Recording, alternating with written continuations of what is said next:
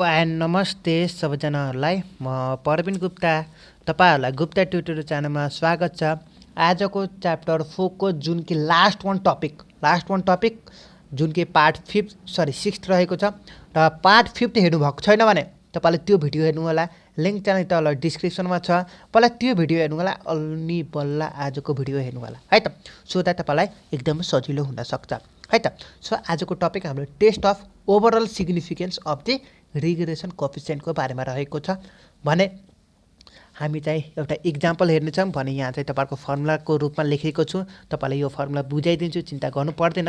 र तपाईहरुलाई यो छ नि यो एक्जाम्पल नम्बर 14 को तपाईलाई हल्का रङ रहेको छ, मिस्टेक रहेको छ, यहाँ तपाईलाई हेर्न सक्नुहुन्छ है त। सो म तपाईलाई यो पनि एक्सप्लेन गर्दिन्छु, चिन्ता गर्नु पर्दैन।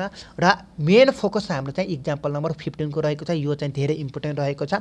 त्यसो कारणले गर्दाखेरि हामी यसमा बढी फोकस गर्छौं है त। र त्यो भन्दा अगाडि हामीले चाहिँ फर्मुला पनि हेर्ने गर्छौं, चिन्ता गर्नु पर्दैन। फर्मुला पनि तपाईलाई बुझाउने कोसिस गर्नेछु है त। सो भिडियो स्टार्ट गर्नुभन्दा पहिला यदि मेरो च्यानलमा तपाईहरु नयाँ हुनुहुन्छ भने अझसम्म मेरो च्यानललाई सब्स्क्राइब गर्नुभएको छैन भने सब्स्क्राइब गरिदिनु होला। लाइक शेयर कमेन्ट गर्न नबिर्सनु होला। सो ढिला नगरिकन आजको टपिक जुन कि लास्ट वान टपिक हामी च्याप्टर 4 को डिस्कसन गर्न गइरहेको छौं है त। ल अब हामी ढिला नगरिकन हामी आजको टपिकको डिस्कसन गर्न गइरहेको छ। यो तपाईलाई एउटा रिग्रेसन इक्वेसन दिएको छ। यसमा तपाईलाई y चाहिँ तपाईहरुको हेर्नु त y चाहिँ डिपेन्डेन्ट हो भने x1 र x2 चाहिँ इन्डिपेन्डेन्ट हो। यो चाहिँ पहिल्यै परिचर्चा गरिदिएको छ जुन कि पार्ट 5 मा। र आजको भिडियोमा चर्चा गर्दैन। एउटै टपिक चाहिँ कतिचोटी रिपिट गर्ने त नि भन्न खोजेको हो है त। सो यहाँसम्म तपाईहरुलाई केही पनि अप्ठ्यारो लाग्दैन। जहाँसम्म मलाई लाग्छ तपाईहरुलाई अप्ठ्यारो लाग्ने ठाउँ भनेको यो टेस्ट स्ट्याटिस्टिक्समा हो। अरु चाहिँ तपाईहरुको जस्ताको तस्तै रहेको छ। सो म तपाईलाई अरु चाहिँ स्किप गरिदिए है त। सो यहाँमा त तल अरु चाहिँ म तपाईलाई बुझाइदिन्छु है त। सो टेस्ट स्ट्याटिस्टिक्समा के हुन्छ भन्दाखेरि MSR डिभाइड बाइ MSE हामीले डिभाइड गरेर क्याल्कुलेसनको भ्यालु फाइन्ड आउट गर्नुपर्ने हुन्छ। र एफ डिस्ट्रिब्युसनका हामीले टेबल हेर्छौं जुन कि k, n - k - 1 degree of freedom हुन्छ भने n चाहिँ तपाईहरुको नम्बर अफ इन्डिपेन्डेन्ट भेरिएबल हुन्छ। नम्बर अफ इन्डिपेन्डेन्ट भनेको तपाईहरुको यो x1 र x2 जुन कि तपाईहरुको दुईवटा भयो र डिपेन्डेन्ट भनेको y जुन कि एउटा भयो है त। यो भयो। अब हाम्रो चाहिँ यो MSR र MSE भनेको के हो? MSR भनेको mean sum of square due to regression हो भने यो चाहिँ ड्यू टु एरर रहेको छ। त्यो n ओभर टेबल चाहिँ तपाईहरुको यस्तो हुनेछ। n ओभर टेबलमा म तपाईलाई के बुझाउन कोसिस गर्छु भन्दाखेरि यो चाहिँ सोर्स अफ भेरिएसन हो जुन कि एउटा रिग्रेसन हो, एउटा एरर र टोटल भयो। डिग्री अफ फ्रिडममा यो चाहिँ के हो भने n - k - 1 हो। यहाँ चाहिँ n - 1 हो। सम अफ स्क्वायर SS हो जुन कि SSR भन्छ, SSE भयो, TSS भयो। र यो कसरी फाइन्ड आउट गर्ने भन्दाखेरि MSR फाइन्ड आउट गर्नको लागि SSR डिभाइड बाइ के गर्नुपर्ने हुन्छ। MSE फाइन्ड आउट गर्नको लागि SSE divide by n - k - 1 गर्नुपर्ने हुन्छ। FR क्याल्कुलेट गर्नको लागि MSR डिभाइड बाइ MSE र हामीले पछाडी यो टेबल हेर्ने गर्छौं। अल्फाको भ्यालु पनि सेम रहेको छ। यदि तपाईहरुको क्वेशनमा दियो भने ठिकै छ, दिएन भने तपाईहरुले अल्फाको भ्यालु 5% सपोज गर्नुपर्ने हुन्छ है त। यहाँ लेभल अफ सिग्निफिकेन्समा त्यही लेखेको छ। र क्रिटिकलको भ्यालुको हामीले पछाडीको टेबल हेरेर त्यो चाहिँ हामीले कन्डिसन कसरी रहेको छ, कुन चाहिँ ठुलो हो कुन चाहिँ सानो हो कसरी गर्ने त त्यो हामीले डिसिजनमा लेख्नुपर्ने हुन्छ है त। र तपाईलाई TSS क्याल्कुलेट गर्नको लागि यो फर्मुला हो, SS क्याल्कुलेट गर्नको लागि यो फर्मुला, SSR गर्नको लागि यो रहेको छ है त। सो यो चाहिँ तपाईहरुको थ्योरी पार्ट भयो अथवा फर्मुलाको रूपमा भयो। अब हामी चाहिँ एक्जाम्पल तर्फ लाग्ने गर्छौं है त। एक्जाम्पलमा तपाईलाई यही एक्जाम्पल बुझाइदिन्छु है त। ल हेर्नु त तपाईहरुको डिग्री अफ डब्बा दियो जुन कि टेबल दिएको छ। रिग्रेसन, एरर र टोटल भने डिग्री अफ फ्रिडम, यो एरर र टोटल पनि दियो। सम अफ स्क्वायर यो भनेको SSR, SSE र TSS दिएको छ हो। लेभल अफ सिग्निफिकेन्स 0.05 जुनको 5% दिएको छ है त। अब हेर्नुस् त यो भने यो n - k - 1 = 12 लेखेको छ नि। यो 12 हो त। यही हेर्नुस् त तपाईहरुको यो पछाडीको हेर्नु त यो 12 हो त। यो 12 भनेको यो हो त भनेको। यही हेर्नुस् त यो 12 हो त। टोटलमा तपाईहरुको n - 1 = 12 हुनुपर्छ त। तर यहाँ के गरेको छ n - k - 1 गरेको छ। सो यो हो 10। यहाँ चाहिँ 12 को ठाउँमा 10 हुनुपर्ने हो। हेर्नु त तपाईहरुको टेबलमा हेर्नु त तपाईहरुको टेबलमा हेर्नु त n - k - 1 भनेको हेर्नुस् है इररमा n - k - 1 भनेको तपाईहरुको कति हुनुपर्छ त भन्दाखेरि 10 हुनुपर्छ। n - k - 1 भनेको यहाँ 12 को ठाउँमा 10 हुनुपर्छ। के भनेको तपाईहरुको यो 2 नै भयो। SSR भनेको तपाईहरुको 30, SSE भनेको 120 र TSS भनेको तपाईहरुको 150, अल्फाको भ्यालु 50 भयो र यो क्याल्कुलेसन गर्नुहुन्छ भने तपाईहरुको k को ठाउँमा तपाईहरुको कति आयो 2 भयो र n को भ्यालु बल्ल कति भयो n को भ्यालु 13 हुन्छ। तर यहाँ क्वेशनमा 15 यहाँ बुकको सोलुसनमा 15 लेखेको छ यो भयो र MSR कसरी क्याल्कुलेट गर्ने रहेछ SSR डिभाइड बाइ k अघि नै भनिदिए र k को भ्यालु तपाईहरुको 2 छ ठिकै छ। MSE क्याल्कुलेट गर्नको लागि SSE divide by n - k - 1 जुन कि यो गर्नुपर्ने हुन्छ ठिकै छ। प्रब्लममा पनि सेम रहेको छ टेस्ट स्ट्याटिस्टिक्समा क्याल्कुलेट गर्नु तर यहाँ छ नि हो यो 1 टेल को ठाउँमा तपाईहरुको 2 टेल हुन्छ। किन भन्दाखेरि तपाईहरुको एटलिस्ट यहाँ हेर्नुस् एटलिस्ट भन्ने वर्ड युज भएको छ।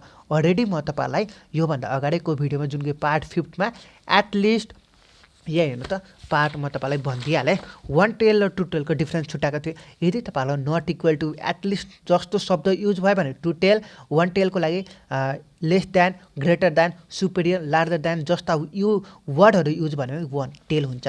सो यो केसमा तपाईहरुको एटलिस्ट युज भएको छ सो दैट हामीले 2 टेल हुने गर्छ र टेबलमा पनि तपाईहरुको मिस्टेक गरेको छ k को भ्यालु पनि तपाईहरुको कति रहेको छ 2 हो भने n - k - 1 n - k - 1 को भ्यालु जुन कि हो यो रहेको छ जुन कि तपाईहरुको कति रहेको छ भन्दाखेरि 10 रहेको छ। हेर्नुस् त यो भनेको तपाईहरुको हेर्नुस् त डब्बा हेर्न सक्नुहुन्छ एरर भनेको पछि 10 हो। एरर भनेको तपाईहरुको फर्मुला n - k - 1 जुन कि 2,10 रहेको छ। सो यहाँ चाहिँ 4.102 आउँछ 4 म तपाईलाई देखाइदिन्छु जुन कि 2,10 हुनु पर्यो हो। हेर्नुस् त तपाईले यो पनि मिस्टेक गरेको छ तपाईहरुको टेबल चाहिँ कुन रहेको छ 5% मा भनेको छ है त तपाईहरुको क्वेशनमै 5% भनेको छ हो। पेज नम्बर 298 को 2% 5% मा तपाईहरुको 2 यो 2 भयो भने यो चाहिँ 10 रहेको छ 4.10 हो 102 हो। हेर्नुस् त 2 10 4.102 रहेको छ तपाईलाई पनि त्यही लेखेको छु हेर्न सक्नुहुन्छ तपाईले। हेर्नु त 4.102 भयो बुझ्नु भयो। अब हेर्नुस् त कुन चाहिँ ठुलो छ यो ठुलो छ कि यो ठुलो अभियसली यो ठुलो छ। यो ठुलो भएपछि के गर्ने त भन्दाखेरि एक्सेप्ट गर्ने र तपाईले डिसिजन हेर्न सक्नुहुन्छ कन्क्लुजन लेख्न सक्नुहुन्छ है त। सो अब चाहिँ हाम्रो चाहिँ यो एक्जाम्पल तर्फ लागौं जुन कि हाम्रो एक्जाम्पल नम्बर 15 को रहेको छ है त। यो एक्जाम्पलले के भनेको छ म तपाईलाई फुल एक्सप्लेन गरिदिन्छु चिन्ता गर्नु पर्दैन है त। सो तपाईले अरु के लेखेको छ तपाईले आफै हेर्नुस् यो 15 एडल्ट भनेर लेखेको छ नि recorder for a sample of 15 adult male भनेपछि तपाईहरुको n को भ्यालु 15 दियो। यो तपाईलाई एक्सप्रेसन दियो इक्वेसन दियो मोडल दियो जुन कि x2 र x1 जुन कि तपाईलाई के दिएको छ भन्दाखेरि इन्डिपेन्डेन्ट भेरिएबल जुन कि k को भ्यालु 2 वटा हो भनेर दियो हो। तपाईलाई यो दिएको छ जुन कि के रहेको छ भन्दाखेरि TSS रहेको छ। हेर्नुस् त समेसन y - y बार को स्क्वायर भनेपछि तपाईहरुको के हो बार को स्क्वायर भनेको TSS हो।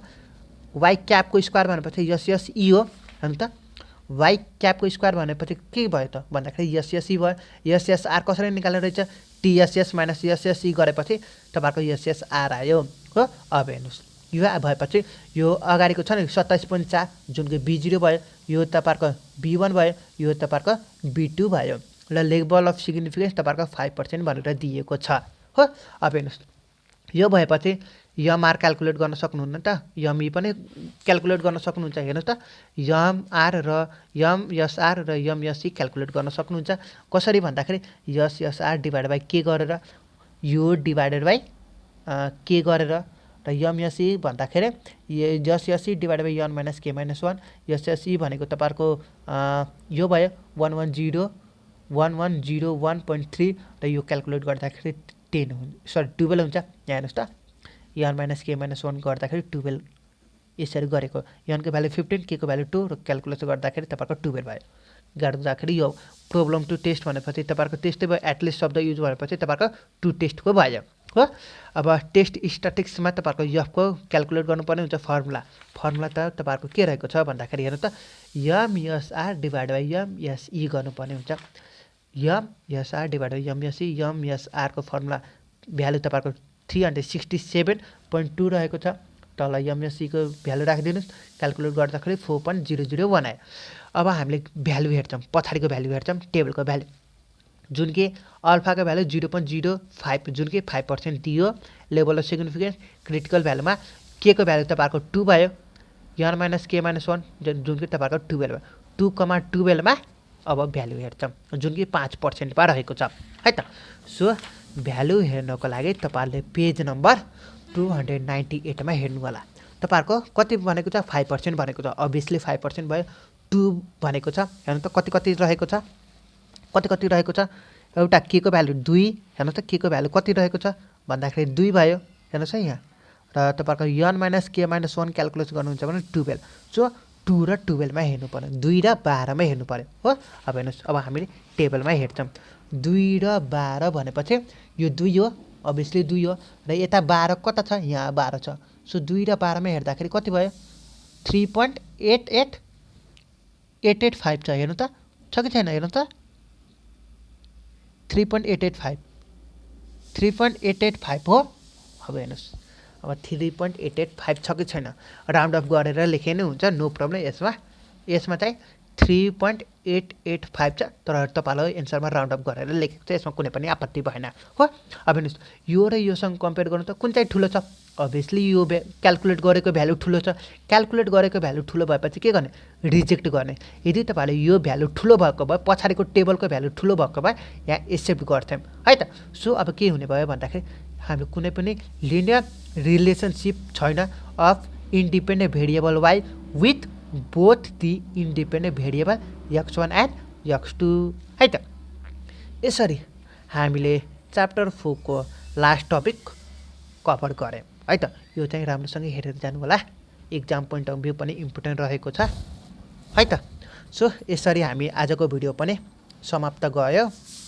भयो र यदि तपाईलाई कुनै पनि अप्ठ्यारो डाउट लागेको भए सोध्न सक्नुहुन्छ मलाई पर्सनली मेसेज गरेर यसमा कुनै पनि आपत्ति भएन र च्याप्टर 4 को चाहिँ यति नै रहेको छ भिडियो र नेक्स्ट भिडियो म तपाईलाई अरु च्याप्टरहरुको लिएर आउने छु सो यदि मेरो च्यानलमा तपाई नयाँ हुनुहुन्छ भने अझसम्म मेरो च्यानललाई सब्स्क्राइब गर्नुभएको छैन भने सब्स्क्राइब गरिदिनु होला लाइक शेयर कमेन्ट गर्न नबिर्सनु होला र सकेसम्म धेरै भन्दा धेरै साथीहरुलाई पनि शेयर गर्न नबिर्सनु होला so thank you guys watching this video